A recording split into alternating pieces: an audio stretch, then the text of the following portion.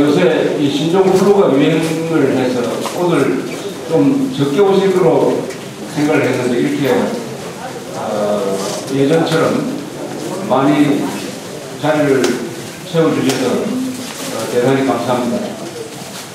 이 신종플루 이야기를 먼저 말씀드리면 이게 신종플루라는 말은 신종 인플루엔자의 줄임말이죠.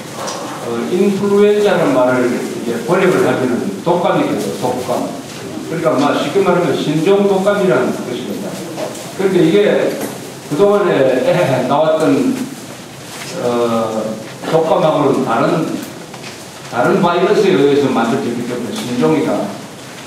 이렇게 해서 뉴스를 많이 보고 그래서 몇 명이 걸려서 몇 명이 죽었다 해서 이렇게 중계방송 하듯이 합니다. 그래서 세계적으로 한 4천만 명 걸리고 세계적으로 한 4천 명 정도 사망했죠. 그리고 한국에서 한 4천 명 걸리고 11명이 이렇게 돌아가셨는데 계속 보도가 되어서 그렇지 일반 독감보다 더 위험하다는 것은 없어요. 그냥 독감이 유행한다고 보면 됩니다.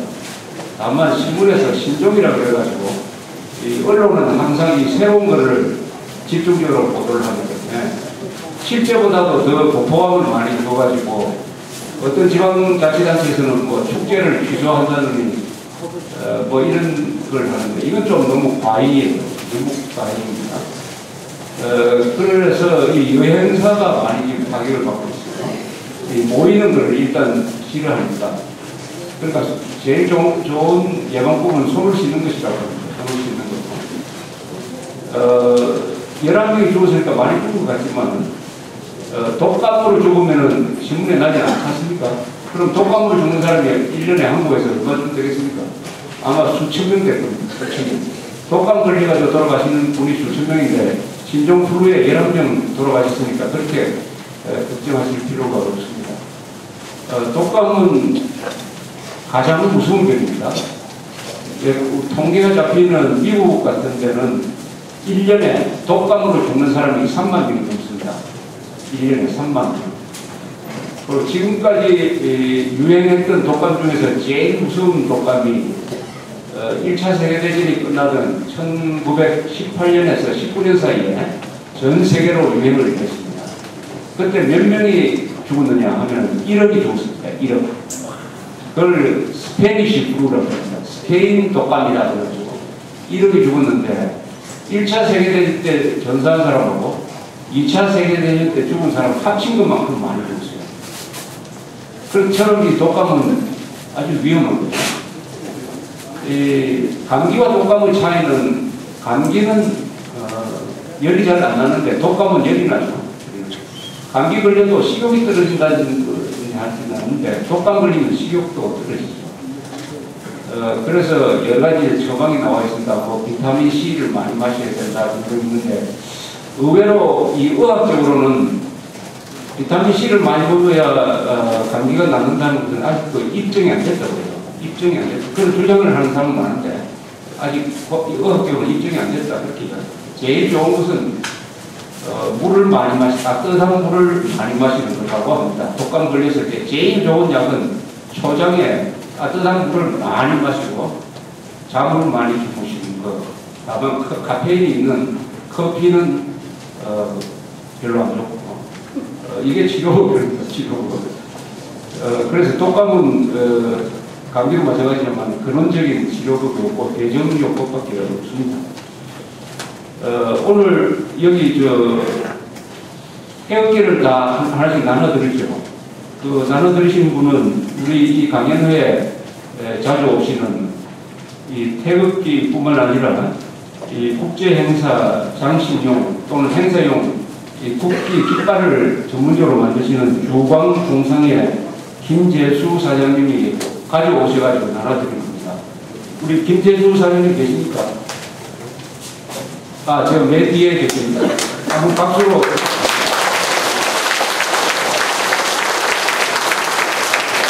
가져오신 이유가 있답니다.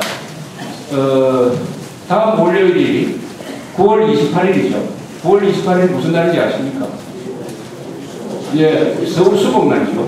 서울수복이니까 59주년 서울수복이니까 태극기를 하나 들어가지고 기념으로 가져가시라고 했습니다. 왔다 갔다 할 때 한번 들고 다니시고, 가능하면 가서 꽂을 때 있으면 좀 꽂아주시든지, 손자가 있으면 좀 나눠주세요. 나눠주시면서 오늘 이거 받은 이유가 9월 28일이라는 날 때문에 받았는데, 9월 28일은 뭐다 하는 것을 설명해 주시면은 그 부분만큼 이 애국 교육이 되는 거 아니겠습니까? 1950년 6월 25일에 기습남 침을 당해가지고 밀리다가 낙동강 전선에서 8월 9월에 우리가 버텨냈습니다. 다부동 전투라든지 이 진해, 창원 이쪽, 그래서 이 부산교도보를 지켜내는 사이에 준비를 해가지고 메가드 사령관이 지휘하는 약 7만 명의 상륙부대가 1950년 9월 15일에 인천 상륙작전을 했습니다. 인천은 그 간조, 만조 때의 이 수심 차이가 한 9m는 나기 때문에 이 만조씨를 딱 타가지고 그 상륙할 수 있는 시간대가 딱 정해져 있습니다.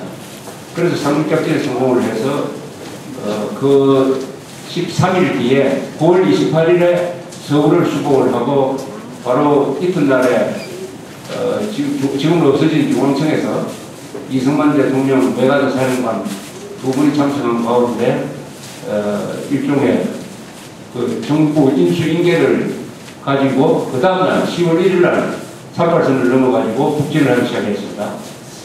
그래서 10월 1일이 북군의 날이었죠. 10월 1일이 3사단이 동해안 쪽에서 산발선을 돌파한 날을 기념해가지고 10월 1일 북군의 날이 되었습니다. 그러다가 북진하다가 10월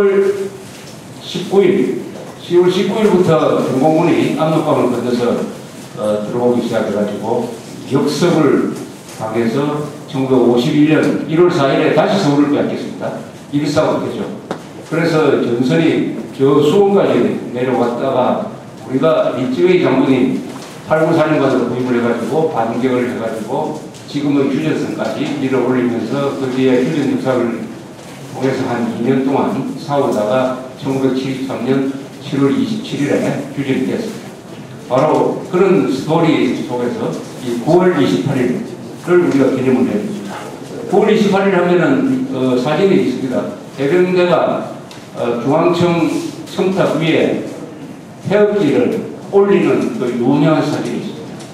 그런데 이 사진을 우리 후손들에게, 후배들한테 설명을 하면은, 그런데 이 건물이 어떻게 됐느냐라고 물을 겁니다. 이 태극기가 올라갔던 건물은 어떻게 됐느냐? 그거 어떻게 됐습니까? 없어져 버렸습니다.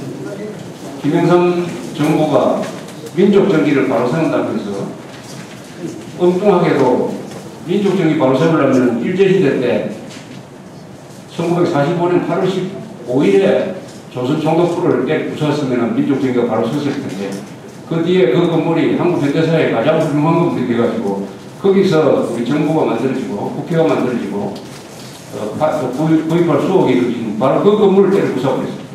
그래서 없어져버렸습니다. 이 역사 파괴죠. 뭐 그런 여러 가지 사연을 담아가지고 이 태극기를 가지고 가서 이렇게 설명을 한번 해드리라는 뜻에서 우리 김재수 사장님이 아주 애국적인 일입니다. 이 자그마한 일 같지만은 여기에 의미를 붙이면 얼마든지 크게 되지 않습니까? 감사하게 생각을 합니다.